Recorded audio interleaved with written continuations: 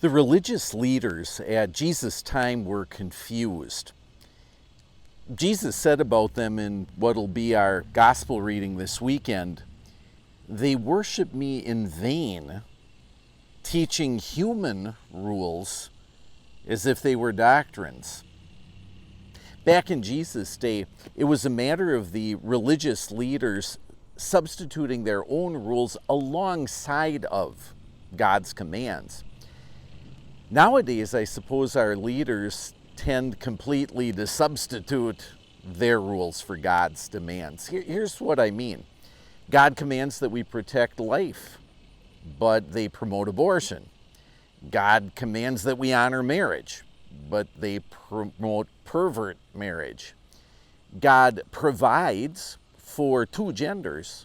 They invent dozens more. God provides for able-bodied fellows to work.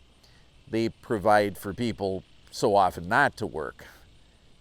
And then what do they demand? Well, let's just say that I suppose you could say COVID pointed out a lot of those rules, huh? So, what's the problem with all of that? Well, it's this. If the rules that are binding are man-made rules, then there are man-made ways around those rules. But if God makes the rules, and if we adhere to God's commands, we can't adhere to God's commands. Our sinful nature makes that impossible, and it means we need Jesus. And oh, how we need Jesus. When we are beaten down by everybody else's demands, when we are beaten down by the demands of our own conscience, and when we're rightly beaten down by God's commands, then Jesus steps in.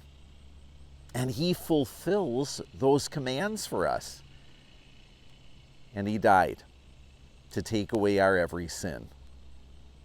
Now, if you can use more of that, and which one of us can't use more of that, join us in church this long Labor Day weekend. Have a great day.